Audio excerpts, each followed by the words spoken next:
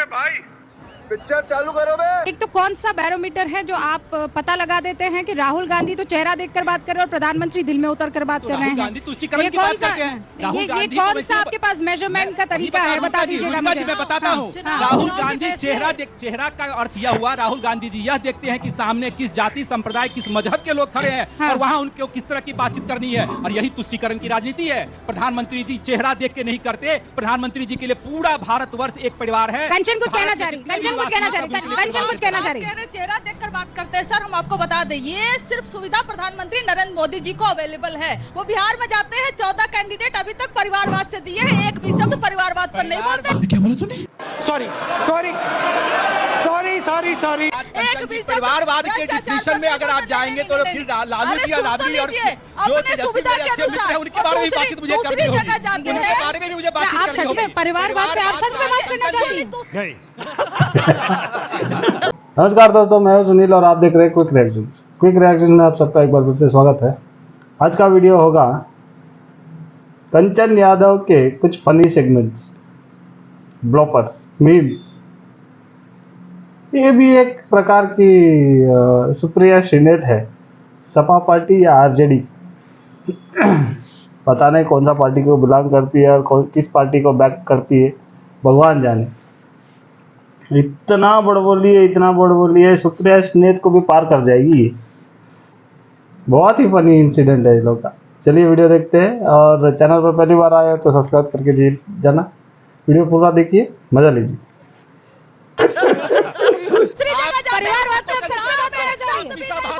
पढ़ी लिखी हुई है, आपको क्यों टिकट नहीं मिला? मैं आपसे जानना चाहता हूँ, मीसा भारती और से ज्यादा पढ़ी लिखी हुई है। आपकी दूसरी बहन जो सिंगापुर से आई है, एक सवाल पूछिए, जवाब तो दीजिए ना, जवाब तो दे दीजिए। जो सक्षम लोग हैं, आपको टिकट नहीं मिला है, वो अपने परिवार हरियाणा में परिवारवाद के डिफिनेशन की बात करते हैं। अरे परिवारवाद का ये अर्थ हुआ। एक सेकंड, अरे दोनों तो रुक जाइए। अच्छा रुक जाइए। एक सवाल, हम इनकी पार्टियों की बात कर रहे हैं। यहाँ से तो सिर्फ दादाजी नहीं, पोते साहब नहीं, बल्कि देवरानी हो, जेठानी हो, बहुरानी हो, भौजाई हो, सबको टिकट मिलता है। और आप सोचिए, अध्यक्ष बपौती है एक परिवार की। आरक्षण का अगर नाम मिले, लालू राबड़ी परिवार को मिले। आरक्षण का अर्थ है लालू राबड़ी अपनी जगह।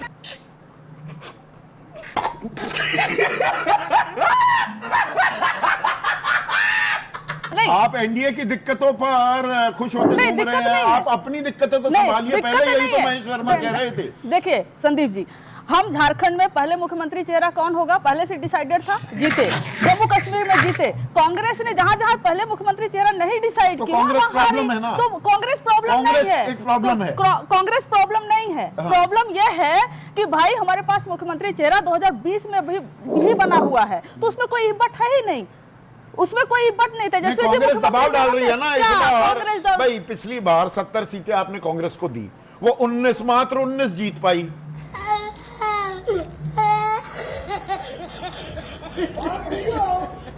अगर थोड़ा 35-40 की तरफ आ जाती, ढंग का प्रदर्शन कर देती, आपकी तो सरकार बन जानी थी।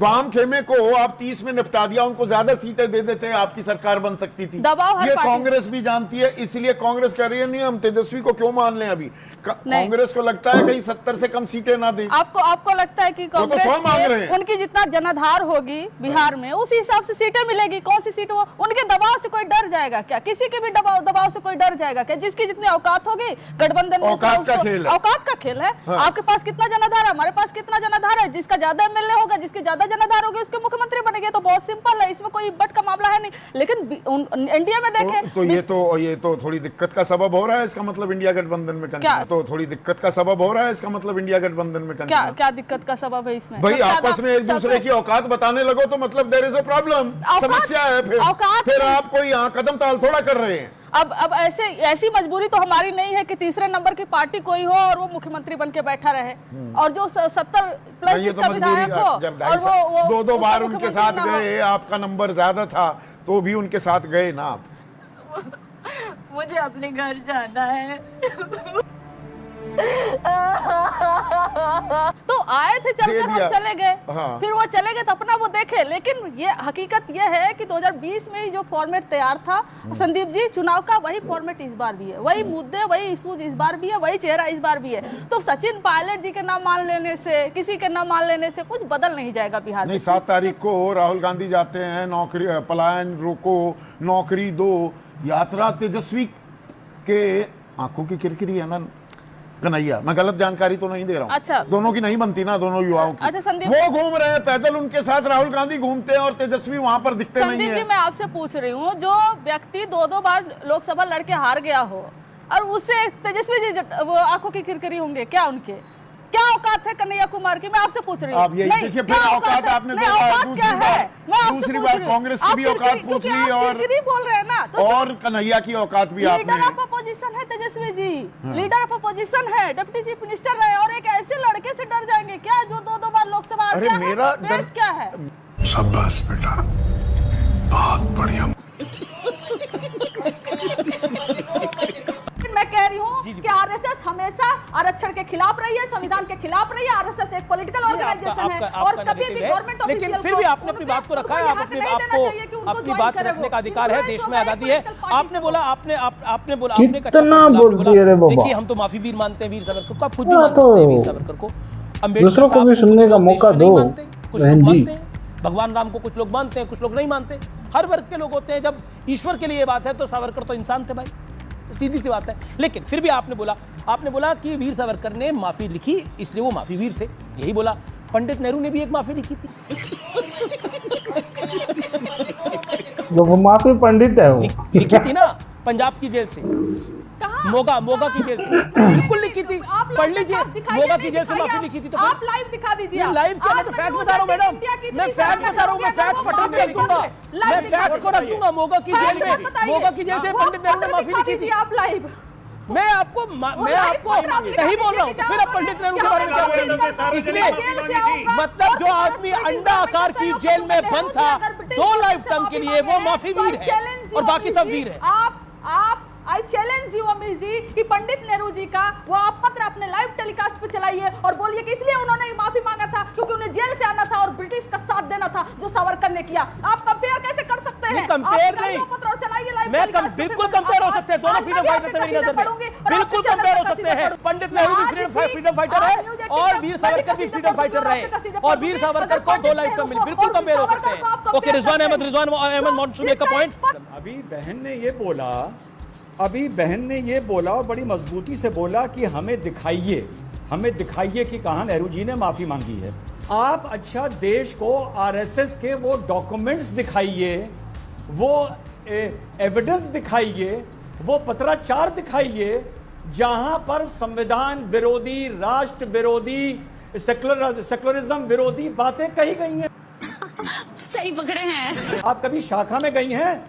या तो आप ये कहिए कि मैं आरएसएस की प्रचारक की शाखाओं में जाती थी, मैंने अपनी आंख से वहां पर ये सब देखा और मैं उनको छोड़ के अब आई हूं।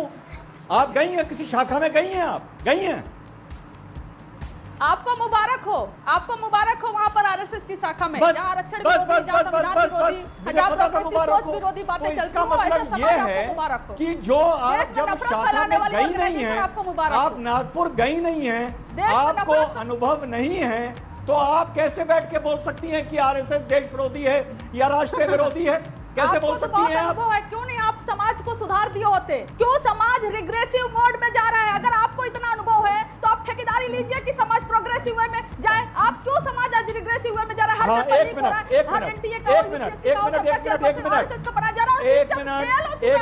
आरएसएस ने सिस्टम को फेल अच्छा, चिल्लाइए मत, इतना ना चिल्लाइए। अरे पानी पी लीजिए, पानी पी लीजिए, इतना ना चिल्लाइए। अरे इतना ना चिल्लाइए भाई, क्या खुश हैं? इतना ना चिल्लाइए, शांति।